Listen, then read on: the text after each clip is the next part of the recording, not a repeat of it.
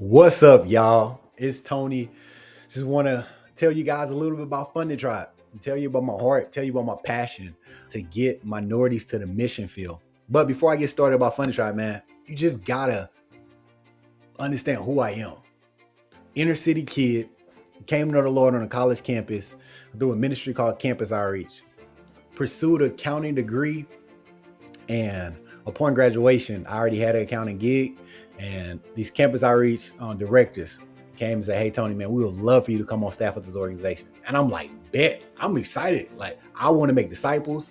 I want to evangelize people. Like my friends doing it too. So it's going to be community too. Sign me up. Like, how much y'all paying? And then they say, "Hey, you're actually going to raise your salary."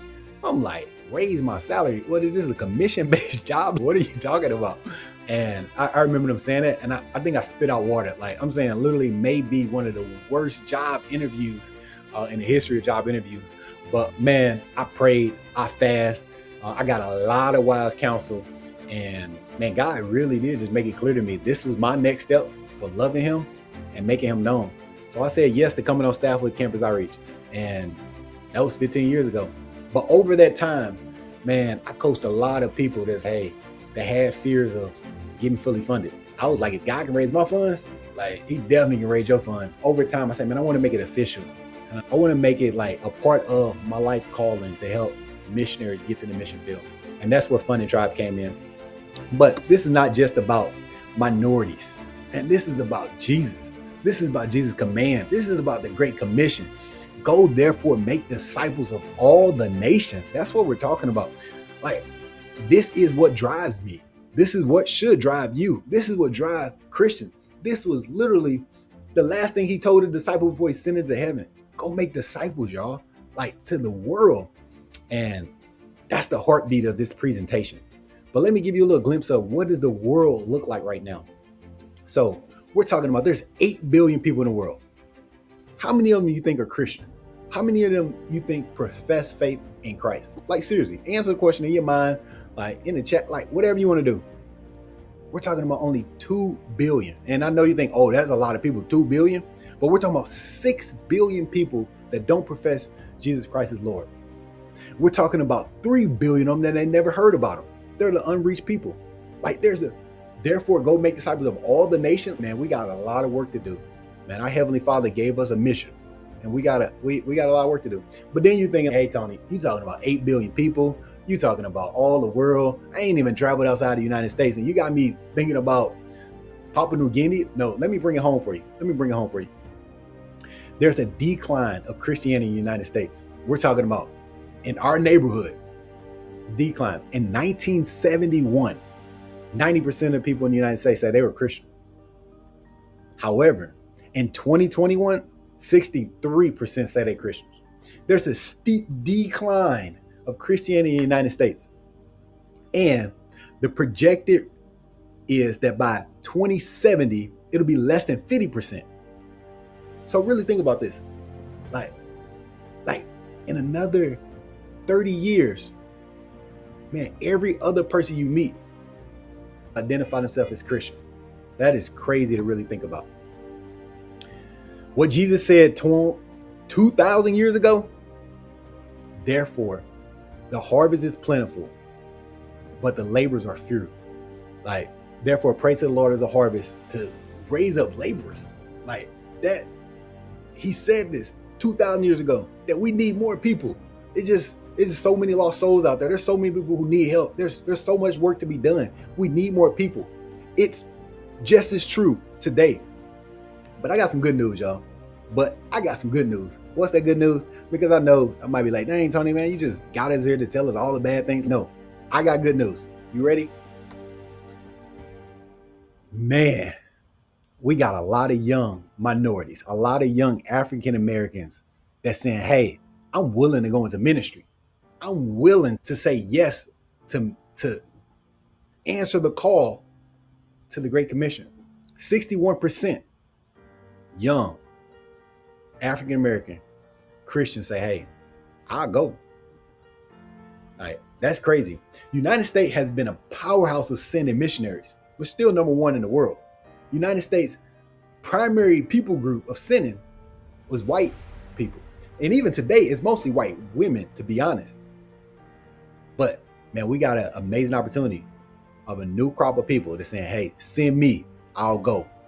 But why is this so important? It's a perfect time for this to happen. It's important because of, if you just look at the trajectory of the United States, it's becoming way more diverse. Like, there's more Hispanics, more Blacks, more Asians, more others. Like, it's increasing. Even the mixed population, like, it's increasing. You need diverse people in the future to reach a diverse country. So it's just important for us to really get a hold of that. If we were to go into the hospital and go into the baby room and say, hey, we need to train up these infants right now to be prepared to reach the United States 25 years from now, you would have to pick a white person, a Black person, a Hispanic person, an Asian person. Like, you would have to reach. You have to pick multiple different types of people, because that's the world that they're going to be living in 25 years from now. But hey, Tony, man, diversity in America, that's cool and dandy. Man, there's a reality that diversity in the world, 60% of the world is Asia, 20% of the world, Africa, like South America. Like, the world has always been diverse, but it's becoming more diverse. And we need to raise up missionaries that can go to the world. It's just is what it is. It's simple math. But we got an amazing opportunity because we got people that's willing to go right now. But yeah, Tony, you saying people willing to go and everything. But so what's holding them back? What's holding them back? What do you think is holding them back? Answer the question. Like, really be honest. We got a great need. We got minorities ready to go. So what's the problem? Let me tell you what the problem is. So what's holding them back? It's not that they're not willing to make a sacrifice. It's not that they're too fearful of the danger of going to be a missionary. It's not that they're not mature enough. They're mature. We got a generation of people who truly do love God and want to make him known. The number one thing is they can't raise their funds, or they don't think they can raise their fund. That's the one thing that's holding back from others hearing about Christ. Like that right there, barrier needs to be destroyed. And that's where FundingTribe comes in. That we say, hey, we want to raise that 1%. There's a stat out there to say that less than 1% of African American missions or mission, like 1%, less than 1% of African Americans are missionaries. Man, I want to change that. So we're in the business of raising that 1%, and together we can. And we're saying, hey, over the next 3 to 4 years, every year we want to raise up 100 minority missionaries. We want to help them get funded, and we want to help them get to the field. But FundingTribe is different than most coaching organizations, most funding organizations, to be quite honest. And it's rooted into this concept right here. That over in Berkeley, professor was coaching. He was teaching his class, and math professor, and he got a class full of a diverse class, white, Black, Asian, Hispanic in there. But the Hispanics and the Blacks were struggling. Like, he went to the other professors, and the other professors and said, hey man, why are they struggling so much? Like, I can't wrap my mind around it. Average professor responded, hey, they're just not smart enough. Man, it's their background and where they came from. They first gen, so they're not prepared for this stuff. And he's, man, it makes no sense. Because of, man, Berkeley, they had a pretty high standard to get into college. So these kids, in his mind, like, they had to be smart enough to get here, so they should be smart enough to survive. So he did a study. He started to survey them. He started to ask questions. He started to watch them, hang out with them. And he noticed something. White students were studying together. Asian students was actually studying together. The Black, the brown, they were studying by themselves. And not only was that the concept of the academic world was different than their social life. They couldn't go home and talk to their parents about school because their parents didn't go to college.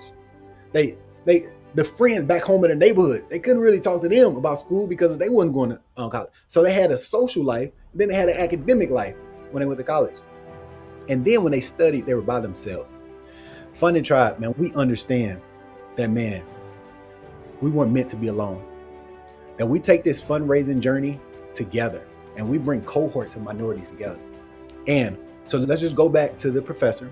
The professor realized this, so he created small groups, study groups, He also sat down with the professor and said, hey man, these students need to become, you need to become their friends. You need to become their mentors. You need to have some life on life with these students. You need to, they need not just to look at you professor, they need to look at you as a human.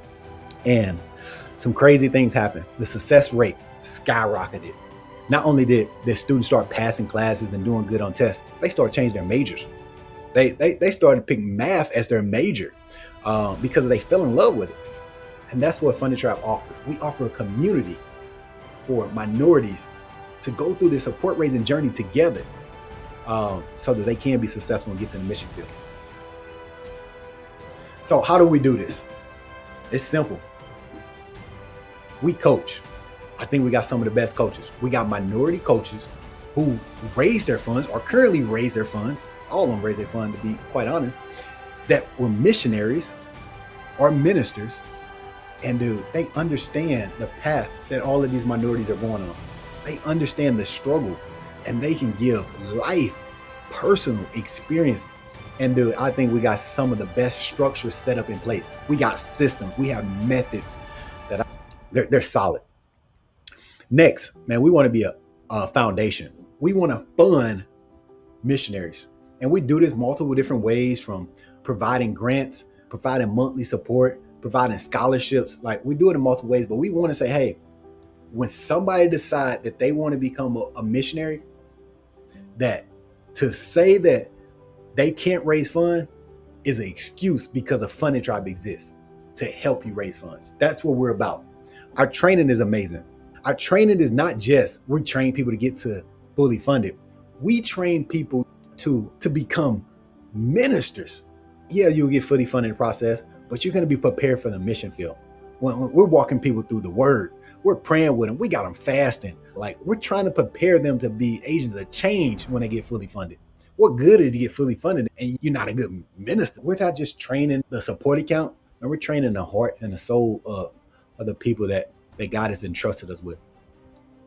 The last one, man, we want to become a resourcing engine to ministers, whether you're minority, woman, or anything. Like, so when we produced 3 books in the last year, we got online courses that you can take and you can learn and you can go through our systems. We created an online platform for tracking and things like that. It ain't perfect. We got a lot of work to do on that one, but we're creating world-class like services, blogs, books for people to really just take these things and run with it and get fully funded. Those are our 4 pillars. The next one that I just want to emphasize is there's an impact. Like God has been blessing this. We coached 106 people in the last couple of years, worked with 35 organizations, and the emerging leaders is that we want to create a pipeline too. It's like, hey, we want to create an environment where people can just dip they toe into full-time ministry. So in Chicago, we offer emerging leaders. You move to Chicago, we cover your housing, you raise a little bit of support, and you get life on life discipleship from my minority ministers, but also you get a ministry field to do ministry. And you can just find out like, hey, man, do I got what it takes to be a minister?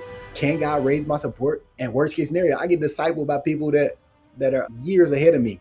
So that's how we're building it out. Coached 100 people, worked with over 35 organizations, and we're just building a pipeline for years to come. That's our impact so far. We have helped, like I say, over 100 people get fully funded. And that has equated to raising over $8 million for them. Like, that's incredible when you really think about it. $8 million going to the kingdom of God for people to do the things of God. Praise God for that. But that ain't what really get me excited. That ain't what get me super excited. What really gets me excited is that, man, when you look at the guy like Andrew is on the college campus, man, giving his life away, making disciples. Like, when you look at a dude like KB over in South Africa, giving his life away to athletes, like, this is exciting things that are happening all across the world. Man, they are making disciples. If they just made 1 disciple this year, man, the impact is out this world. But man, they're preaching the good news of Jesus Christ, leading people to Christ. And I just get so excited about that. We can't even measure that. We're talking about impact out this world. So that's that right there. But a couple of stories that I would just like to share with you. Ashanti was a pastor who transitioned to become a counselor.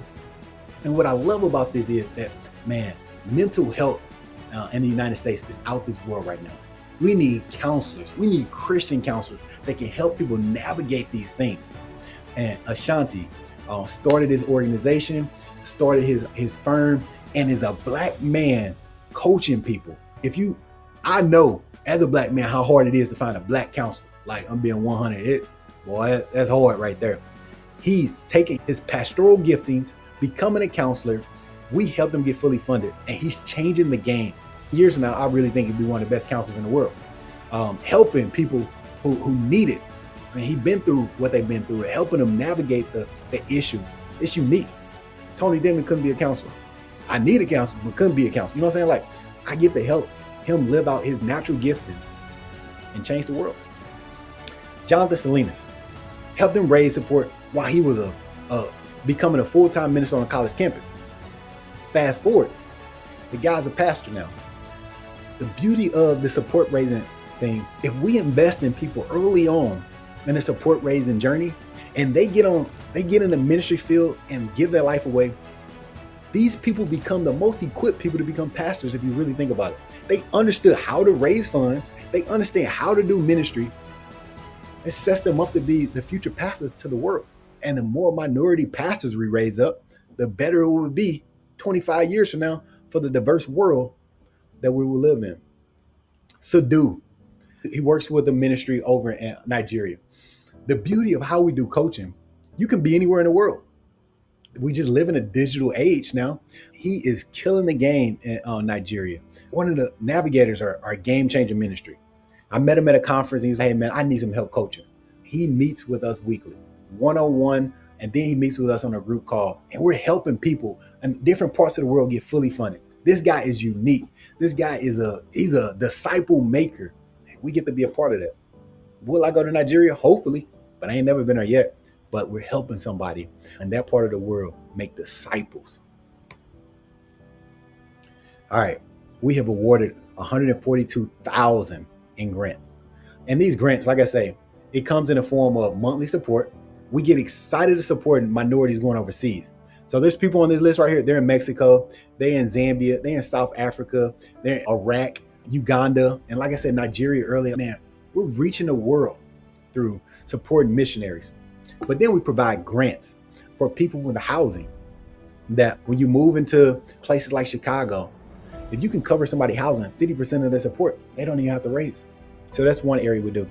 Another area, we provide scholarships. So we partner with organizations, and minorities don't pay for our own services. So I need to make that clear. Like the minister, the missionary don't pay for the service. The organization, FundingTribe partner with your organization, and they pay and we pay.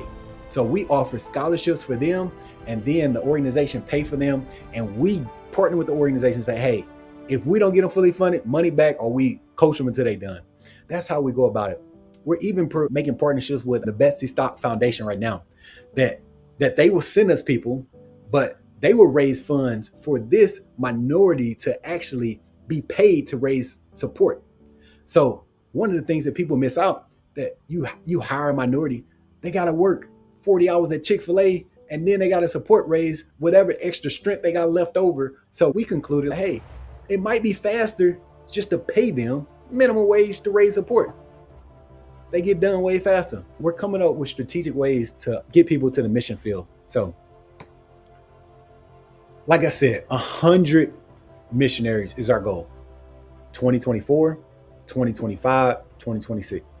And like I picked that number because based off of my staff team, myself, we got limited capacity. And we're saying, hey, but if we can help 100 minorities get to the mission field, that is a game changer. And over time, we hope to increase that capacity, but we're going with 100 a year. And we're asking you to be praying and to helping us do that. It will change the game and it will reach more people for Christ. Here are some of the organizations we partner with: Crew, Impact, the Moody Bible Institute, like churches all across. Like we're really trying to help people get fully funded. I like to say it's 35 organizations. It's not even all of them, but we're in the business of partnering with organizations, partnering with their missionaries. Some of these are people that we give some of their missionaries funds. Some of these are organizations where they send their missionaries to actually receive coaching from us. So that's the heartbeat about what we do. But you may be asking, man, Tony, this is amazing. How can I be a part of it? And it's simple. We got 3 ways that you can be a part of it. 1, we're asking you to consider supporting it. Like we concluded, the number 1 thing holding minorities back from considering being a missionary is funds.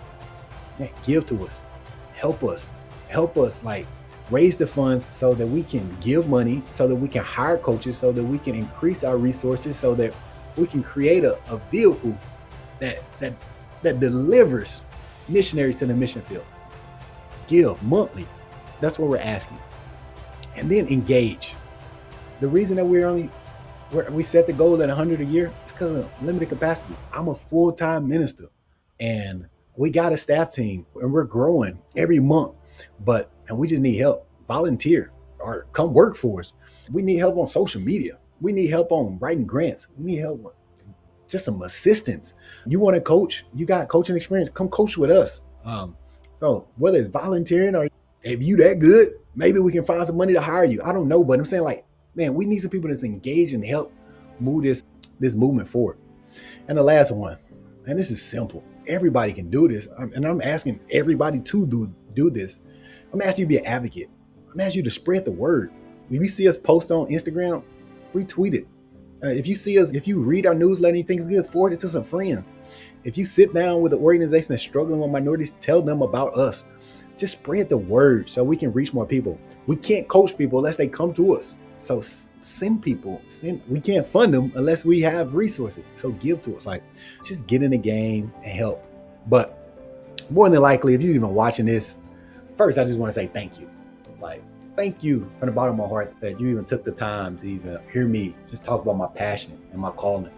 But secondly, I want to thank you. More than likely, I'm preaching to the choir. You bleed the life of discipleship. You bleed the life of missions, and you've been faithful to being a good, obedient child of God that's seeking to advance his kingdom. But thirdly, I just want to say thank you for being a co-laborer. Like, the harvest is plentiful and the laborers are few, and we get to be a part of this amazing journey. And I thank you for just being faithful. If you know anybody that FundingTribe can help, send them our way. And if you think we can help you, reach out to us.